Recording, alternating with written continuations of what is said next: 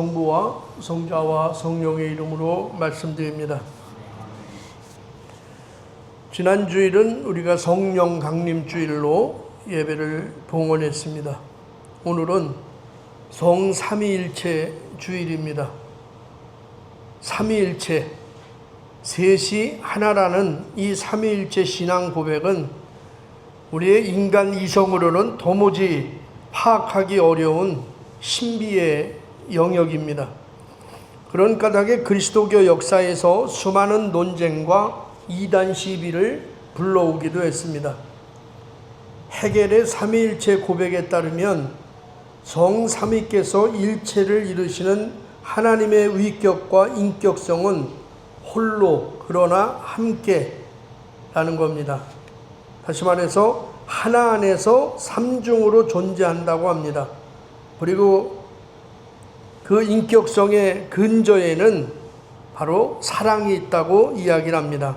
그러니까 우리가 하나님은 사랑이시다, 이 말은, 이 고백은 하나님은 삼위일체이시다, 이런 고백과 동일한 고백이 되는 겁니다. 왜냐하면 사랑 가운데 사랑으로 움직이시기 때문에 그렇습니다. 이렇게 헤겔에 따르면 삼위일체의 인격적 관계는 사랑으로 표현되고 사랑에 의해 세 인격이 하나가 되는 것입니다. 즉 서로가 없이는 존재할 수 없다는 것이 삼위일체의 신비입니다. 이제 우리는 다음 주일부터 연중주일을 보내게 됩니다. 대림절이 오기까지 이제 쭉 계속해서 연중주일이 시작됩니다. 이렇게 전례가 이어지는 것은 성령 강림주일, 예수님이 약속하신 성령을 우리가 받아들이고 성령을 충만히 받고 그 다음에 삼위일체 신앙을 바탕으로 일상을, 연중으로 시작되는 일상을 믿음으로 살라는 의미가 아닌가, 그런 생각을 합니다. 지난주에 성령 강림절에 성령께서 120명의 문도에게 임하니까 성령이 임하자마자 가장 먼저 나타난 것이 무엇이냐 하면 성령께서 우리 말에 간섭을 하기 시작하셨다, 이렇게 말씀드렸습니다. 그래서 사도행전 2장 4절에 보면 그들의 마음은 성령으로 가득 차서 성령이 시키는 대로 여러 가지 외국어로 말을 하기 시작하였다, 이래요. 그러니까 성령이 임하니까 그들의 마음이 뭘로 가득 차요? 성령으로 가득 찬 거예요. 그러니까 우리의 마음이 성령으로 가득 차니까 그때부터 성령이 시키는 대로 말을 하기 시작했다는 거예요. 그러니까 이상한 언어, 방언도 하고요, 세상의 모든 사람들이 알아듣고요, 말이 통하기 시작되는 것이죠. 그러니까 내가 하고 싶은 말만 하는 것이 아니라, 내가 자랑하고 싶은 건 얘기하는 것이 아니라 내 마음을 성령께서 가득 차니까 성령이 시키는 대로 말하기 시작하는 겁니다. 그러니까 성령님께서 우리의 말에 간섭을 하시는 겁니다. 어느 교회의 신자들이 교회 부흥이 안 되는 문제로 신부님에 대한 불만이 많았습니다. 그래서 나름대로 예의를 갖춰가지고 교회에서 이제 다른 교회로 보내면 좋겠다, 이런 생각으로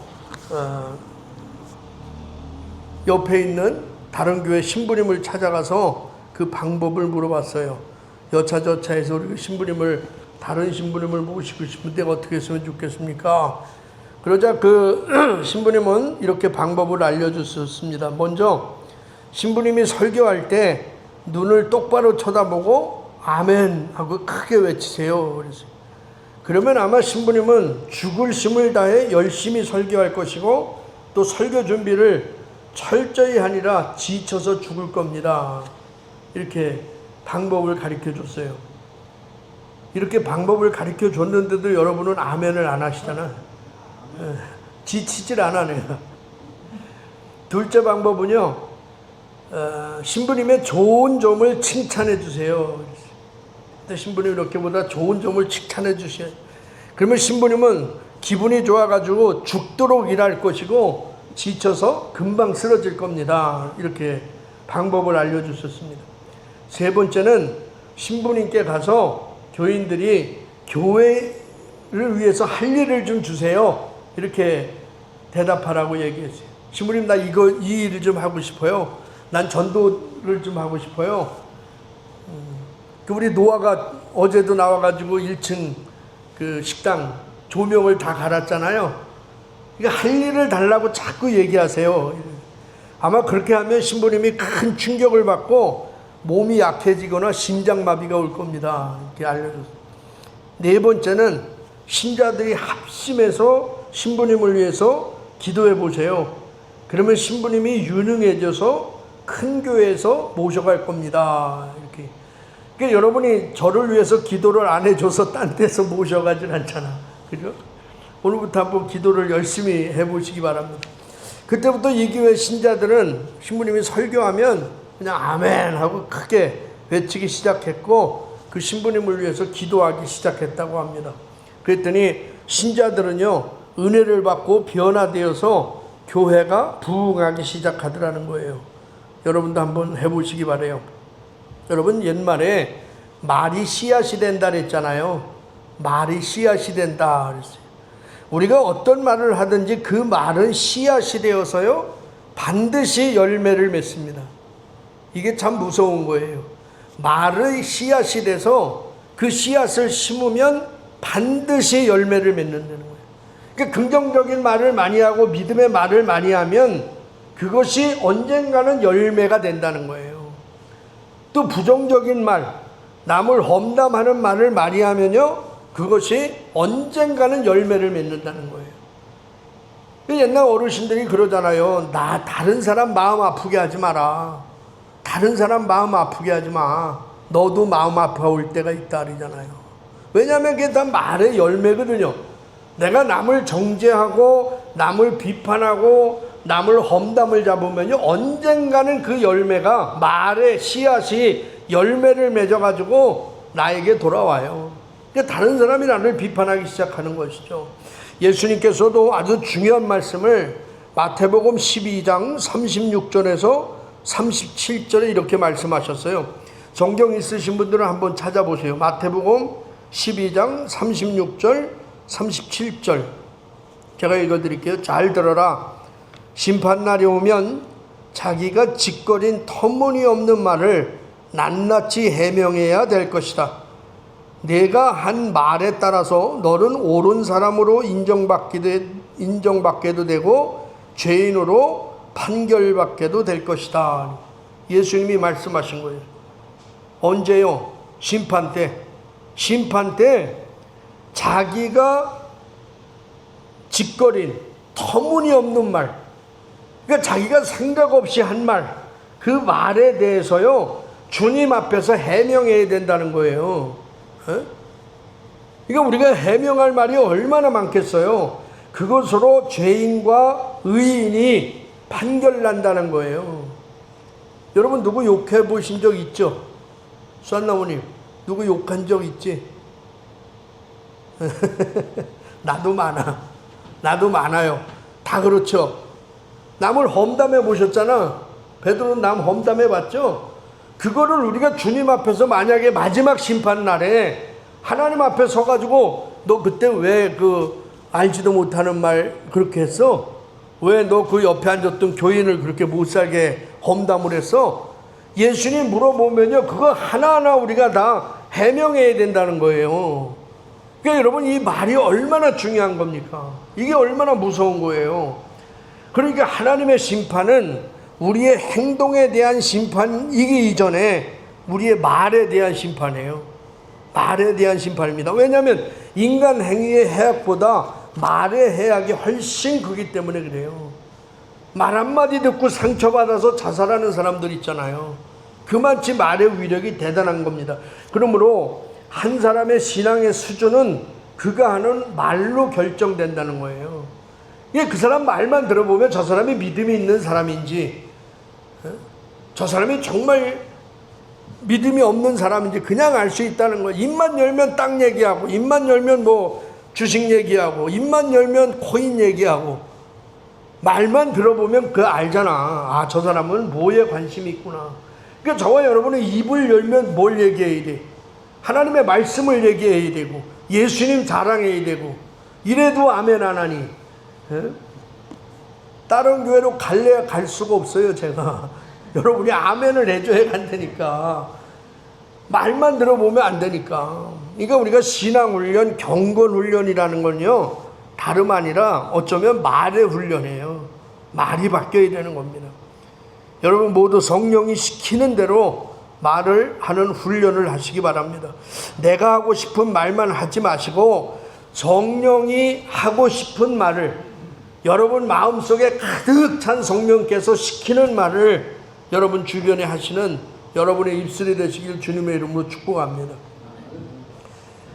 오늘 본문에서 예수님은 이렇게 말씀하세요. 요한복음 16장 13절 보시면, 그러나 진리의 성령이 오시면 너희를 이끌어 진리를 온전히 깨닫게 하여 주실 것이다 이랬어요.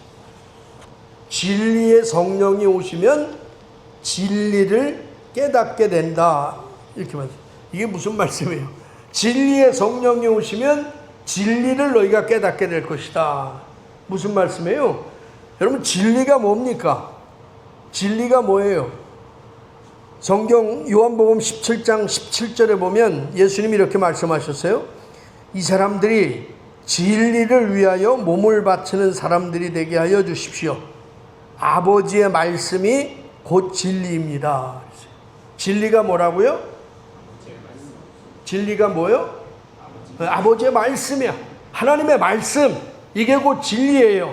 그러니까 이 사람들, 이 제자들, 저와 여러분이 진리를 위해서 목숨을 바치는, 몸을 바치는 사람들이 되게 해주십시오. 이 말은 하나님의 말씀을 위해서 사는 자들이 되게 해달라는 거예요. 그 말씀을 위해서 몸을 바치는 사람들이 되게 해달라고 예수님이 기도하는 거예요. 그 아버지의 말씀이 곧 진리예요. 그러니까 성령이 오시면 저와 여러분을 어디로 인도하신다고요?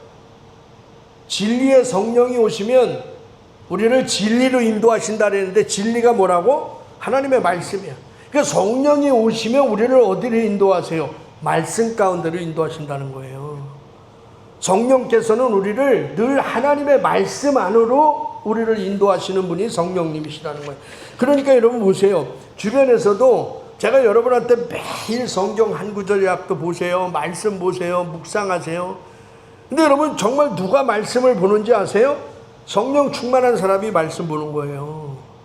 말씀에 목마른 거예요.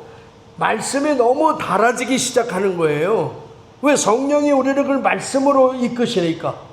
그러니까 성령이 그 말씀을 깨닫게 할 수 있고요. 깨달아지게 하고 말씀을 통해서 믿음이 생기게 하는 거예요.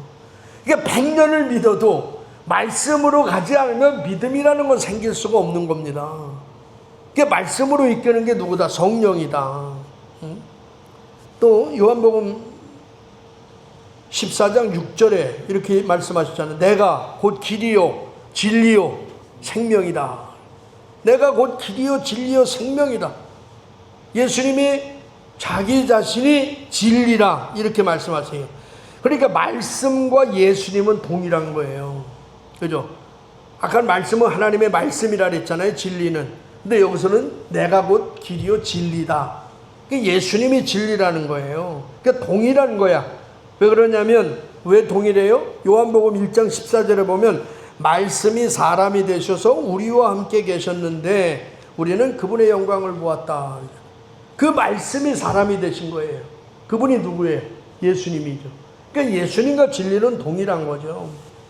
그러니까 정리하면 진리는 하나님의 말씀이에요. 말씀은 누구라고요? 예수 그리스도예요. 예수님이 곧 진리예요. 그러니까 진리이신 말씀, 곧 예수 그리스도에게 우리를 인도하시는 분은 누구예요? 성령님이시다. 이렇게 이야기돼요. 이게 삼위일체예요. 이게 삼위일체라고. 우리를 성령께서 그 말씀으로 인도하시는 것이죠. 계속해서 13절 하반절 보시면 그분은 자기 생각대로 말씀하시지 않고 들은 대로 일러주실 것이며 앞으로 다가올 일들도 알려주실 것이다. 이랬어요. 그분이 누구예요? 성령이죠. 성령님입니다. 그분은 자기 생각대로 말씀하시지 않는다. 이렇게 얘기해요. 그러니까 성령님은 자기 생각대로 말씀하시는 분이 아니에요. 원문의 뜻은 뭐냐면 이것이 자기 마음 내키는 대로 말하지 않는다라는 뜻이에요. 그러니까 성령님은 자기 마음 내키는 대로 말하는 분이 아니에요. 다시 말하면 함부로 말하지 않는다는 거예요. 성령은 함부로 말씀하시지 않아요. 저도 그렇지만 여러분, 우리가 살아가면서 신앙생활하면서 얼마나 함부로 말하며 살아가는지 몰라요. 어떤 때는 정말 아무 생각 없이 그냥 생각 없이 말을 해가지고 다른 사람에게 상처를 줄 때도 너무 많잖아요. 그리고 후회한 적이 한두 번이 아니잖아. 그죠? 아, 내가 그 말을 왜 했지? 그때 내가 이 말을 왜 했을까? 이게 집에 가서 잠자려고 하면 그게 고민이 되고 후회스럽잖아. 수완 어머니. 그죠? 근데 그 후회도 안 한다. 함부로 말해놓고 상처를 줬는데도 잠자는데 후회도 안 해. 그 생각도 안 해. 그 사람은 정말 훌륭한 사람이지. 막 사는 사람이죠. 후회해야지. 내가 왜 그때 그 말을 했을까? 가슴을 쳐야죠. 아니, 남편이나 아내에게도 그렇잖아요.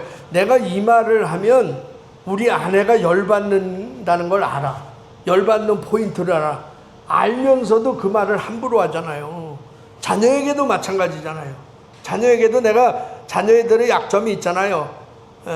나는 우리 시지가 요 말을 하면 열받는 줄 알아요. 막 올라오거든.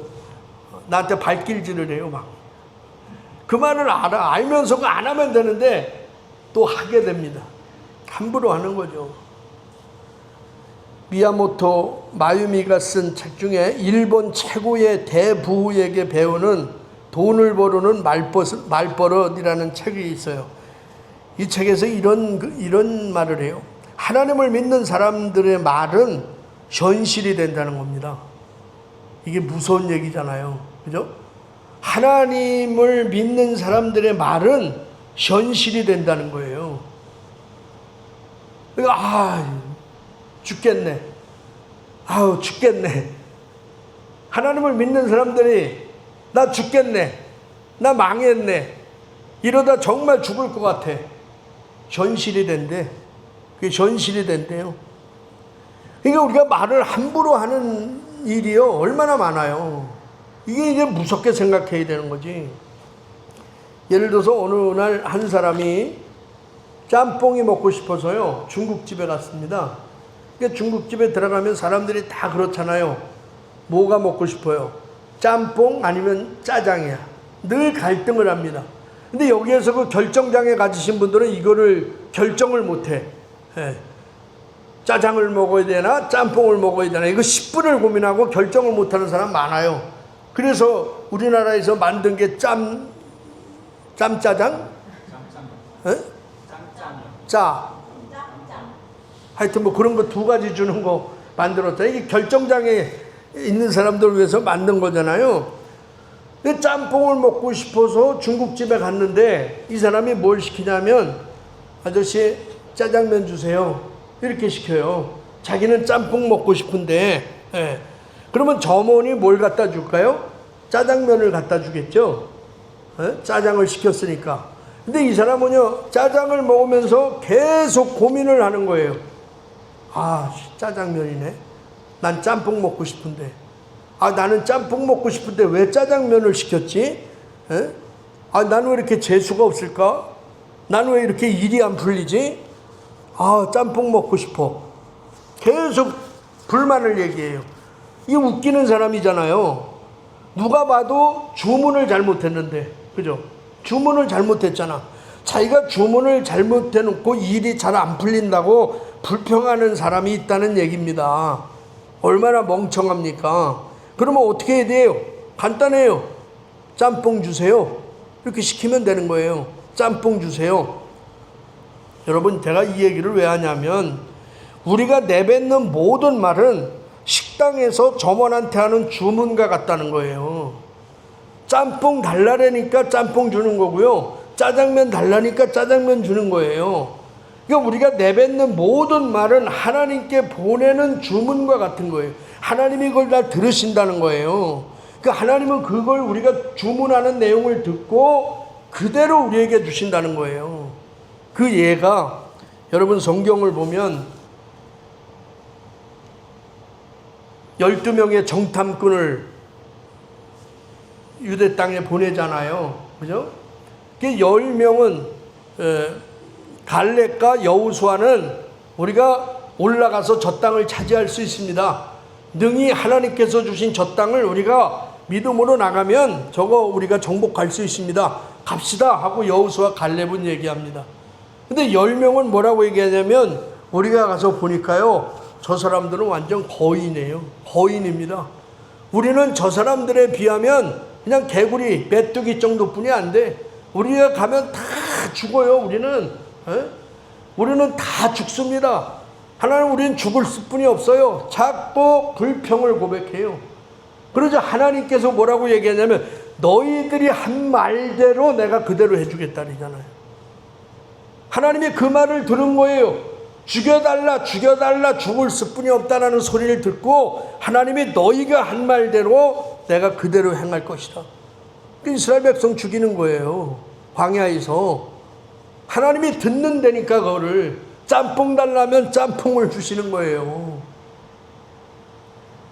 그래서 우리는 희망의 말, 믿음의 말, 긍정의 말을 해야 되는 겁니다. 하나님이 나를 축복해 주실 거야. 여러분, 내가 여러분 얼굴 보고도 축복 안 해줄 것 같아요. 여러분, 하나님이 나를 축복해 주실 거야. 아멘 하신 분만 복 받으시기 바랍니다. 우리 말이 그래야 된다는 거예요. 내가 정말 지금 어렵고 힘들고 고난 중에 있지만 하나님이 기필코 나에게 복을 내려주실 거야. 진짜 딴 데로 가든지 어떻게든지 이 아멘을 안 해서, 아멘을 안 하니까 못 간다니까. 아니, 일상 중에서 하나님이 내 건강을 지켜주실 거야. 요한 아버님 아멘 크게 하시라고. 하나님이 내 건강 지켜주실 거야. 나는 잠자다가 천국 갈 거야. 여러분, 이런 말을 우리가 고백할 때 하나님이 그 말을 듣고 그대로 여러분에게 축복해 주실 줄로 믿습니다. 여러분, 말을 함부로 하면 안 돼요. 성령이 시키는 대로 믿음의 말, 말씀을 여러분이 선포하는 여러분의 삶이 되시기 바랍니다. 성령님은 자기 생각대로 말씀하시지 않고 어떻게 얘기한대요? 들은 대로 알려주실 것이며 이랬잖아요. 성령은 자기 생각대로 말씀하시지 않아요. 이게 중요한 겁니다. 성령께서는 오직 듣는 것만을 말씀하신다는 거예요. 그분이 듣는 것이란 뭐예요? 하나님의 진리, 하나님의 말씀이야. 말씀을 듣고 그거를 우리에게 알려주신다는 거예요. 그러니까 성령님은 먼저 말씀을 들어요. 그리고 말씀하시는 거예요. 예수님도 그랬잖아요. 내가 하는 말은 내 말이 아니라 다 아버지의 말씀이야. 아버지의 말을 내가 대신하는 거야. 성령도 그렇고 예수님도 그래요. 그렇다면 오늘 저와 여러분의 삶은 어떠해야 하느냐? 그 답은 명확하죠. 그죠? 그 답은 명확한 거예요. 뭐예요? 그것은 먼저 하나님의 말씀을 듣는 거예요. 거기부터 시작돼야 된다는 거예요. 신앙생활은 먼저 하나님의 말씀을 들어야 돼요. 매일 성서를 읽고 하나님의 말씀을 묵상해야 돼요. 그래야 내 안에서 성령이 시키는 대로 말을 할 수가 있는 겁니다. 그리고 하나님의 말씀으로 나를 채우는 거예요. 매일 내 말을 채워야죠. 왜냐하면 사람의 말이란 결국 그 마음속에 들어있는 것을 나타내기 때문에 그렇습니다. 여러분, 우리 안에 하나님의 말씀이 있으면 감사가 나와요. 하나님 자랑이 나와요. 내 안에 하나님의 말씀이 있으면요, 교회 자랑이 나와요. 그죠? 복음이 나오잖아요. 이걸 누가 하느냐? 바로 성령님이 하시는 놀라운 사역입니다. 여러분, 신앙이 깊어진다는 걸 도대체 뭘까요? 신앙이 깊어진다. 저 사람은 예수님 믿더니 신앙이 참 깊어졌어. 믿음이 좋아졌어. 그게 뭐예요? 여러 가지로 설명할 수 있겠지만 함부로 말하지 않는 거예요. 누군가의 잘못을 보고도 누군가의 약점을 보아도 함부로 말하지 않는 겁니다. 우리는 너무 함부로 말하잖아요. 그 사람의 입장은 생각하지 않고 내 입장만 말합니다. 지금 우리와 함께 계시는 성령께서는 함부로 말씀하시지 않고 오직 듣는 것만 말씀하시는 진리의 성령입니다. 저와 여러분 모두 진리의 성령으로 우리의 마음을 채우시기를 바랍니다. 그래서 이번 한 주간도 입을 열 때마다 내 자랑, 세상 거 자랑 이게 아니라 오직 하나님의 말씀만을 대언해서 주변에 있는 여러분의 믿지 않는 생명을 살리는 그런 한 주간이 되시기를 주님의 이름으로 간절히 축원합니다. 성부와 성자와 성령의 이름으로 말씀드렸습니다.